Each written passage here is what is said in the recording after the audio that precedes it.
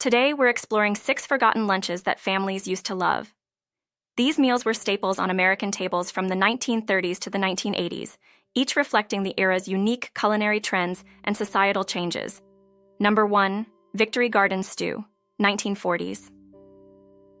Victory Garden Stew, a hallmark of the 1940s wartime era, became a widespread and cherished dish due to its practicality and the patriotic spirit it embodied. During World War II, Americans faced stringent food rationing, which led to the nationwide encouragement to cultivate victory gardens. These gardens aimed to boost local food production and alleviate the burden on public food supply chains. The stew itself was a testament to ingenuity and resourcefulness. Homegrown vegetables were the primary ingredients, making it a versatile and nutritious option. Common vegetables included in the Victory Garden Stew were carrots, potatoes, peas, beans, and sometimes cabbage. These vegetables were chosen not only for their nutritional value, but also for their ability to grow abundantly in small garden plots. To add protein to the meal, families often included whatever meat was available, though meat was heavily rationed. In many cases, the stew was made with small amounts of leftover meat or meat substitutes. Some variations of the stew even used dried legumes or beans as a protein source, which were less costly and more readily available than meat. The preparation of Victory Garden Stew was straightforward. Vegetables were chopped into bite-sized pieces and simmered together in a pot with water or broth, creating a hearty and filling meal. The simplicity of the recipe made it accessible to all families, regardless of their culinary skills or resources. Spices and herbs from the garden, such as thyme, bay leaves, and parsley, were often added to enhance the flavor without the need for expensive seasonings. Victory Garden Stew wasn't just about feeding the family. It was a symbol of the collective effort and resilience of the American people. Growing and cooking their own food allowed families to contribute to the war effort in a tangible way, fostering a sense of community and shared purpose. The stew became a staple at many dinner tables, representing both sustenance and solidarity. Number 2. Woolton Pie, 1940s. Woolton pie, conceived during World War II, was named after Lord Woolton, the British Minister of Food. This pie epitomized wartime ingenuity and resourcefulness, crafted to make the most of the limited ingredients available due to rationing. The pie's filling typically consisted of root vegetables such as potatoes, carrots, turnips, and parsnips. These vegetables were selected for their availability and nutritional value, ensuring that the dish was both hearty and healthy. The preparation of Woolton pie involved dicing the vegetables into small uniform pieces, which were then boiled or steamed until tender. To add flavor without using scarce meat, a sauce made from vegetable stock, oatmeal, and occasionally Marmite was used. The oatmeal served as a thickener, giving the sauce a rich texture. Herbs like thyme and parsley were commonly added to enhance the flavor profile. The topping of the pie was another layer of ingenuity. Instead of a typical pastry crust, a mashed potato crust was used. This not only conserved flour, but also added an extra layer of heartiness to the dish. The mashed potatoes were spread evenly over the vegetable mixture and often brushed with a little milk or margarine to help them brown nicely in the oven.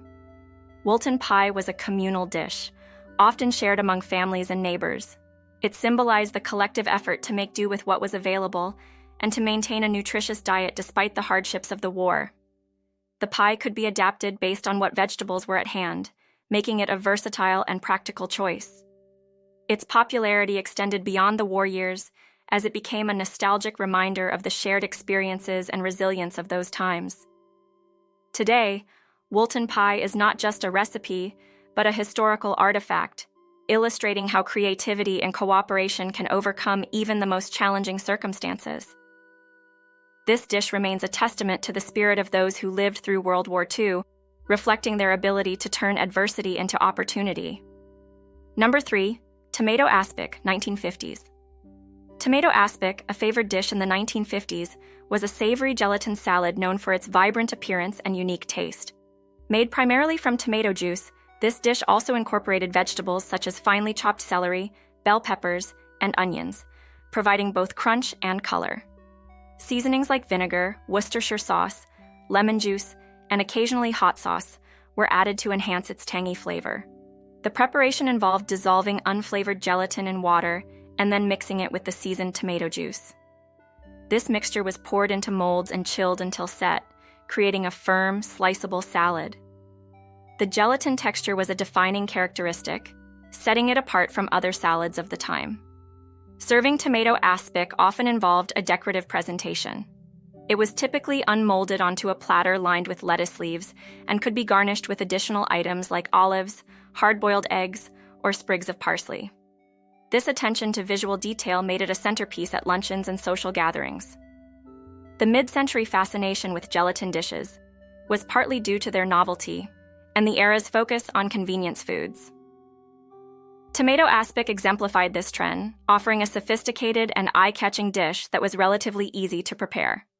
It showcased the homemaker's culinary skills, particularly in balancing flavors and achieving the perfect set. Variations of tomato aspic included adding seafood, like shrimp, for a more luxurious version.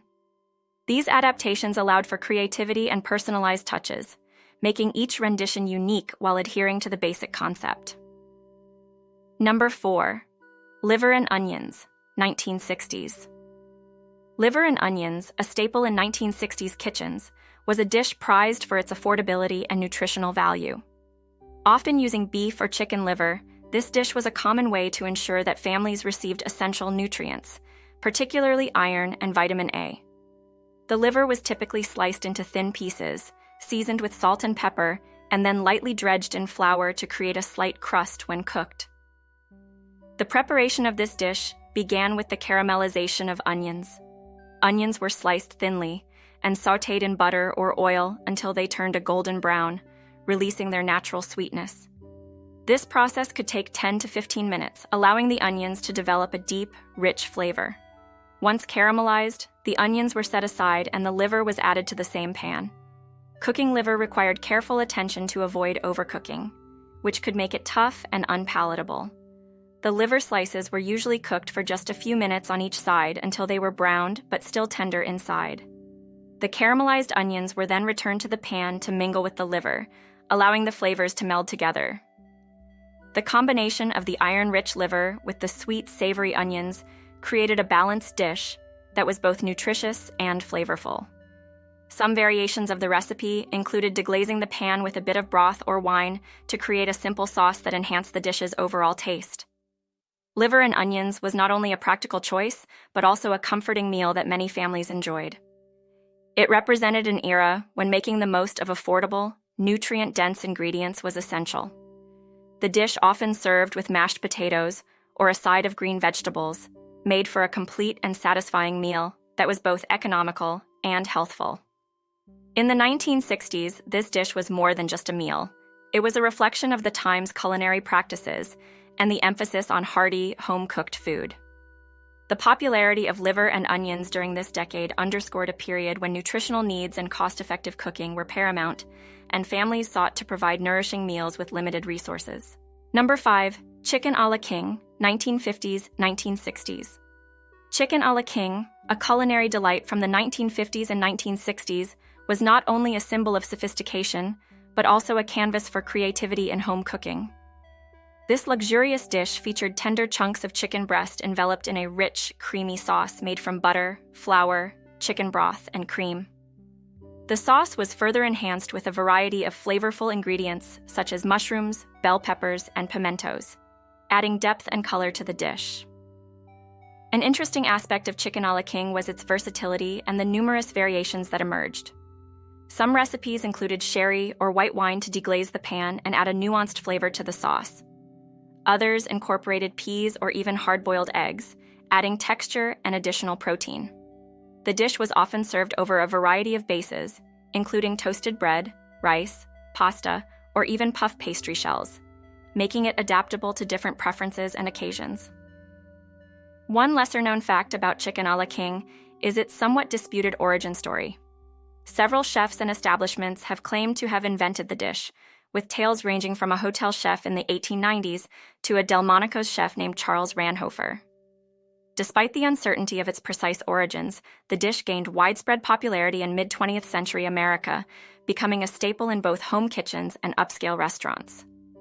The dish's appeal was not just in its rich, comforting flavors, but also in its ability to elevate leftover chicken into something special. During the 1950s and 1960s, when convenience and elegance were both highly valued in home cooking, chicken a la king fit perfectly into the culinary landscape.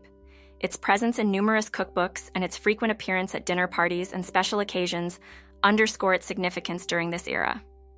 Number 6. Salmon croquettes, 1970s-1980s. Salmon croquettes, a cherished lunch option in the 1970s and 1980s, were popular for their blend of economy and flavor. These patties primarily used canned salmon, which was mixed with breadcrumbs, eggs, and a variety of seasonings to create a moist, flavorful mixture. Once shaped into patties, they were fried until the exterior turned a crispy golden brown, while the inside remained tender and succulent. The preparation process began with draining and flaking the canned salmon, ensuring any bones were removed. The salmon was then combined with breadcrumbs and beaten eggs to bind the mixture. Common seasonings included finely chopped onions, parsley, salt, pepper, and occasionally dill or lemon zest to enhance the flavor.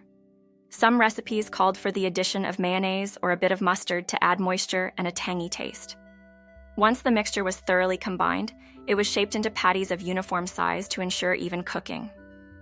The patties were then coated in additional breadcrumbs before being fried in a hot skillet with a small amount of oil.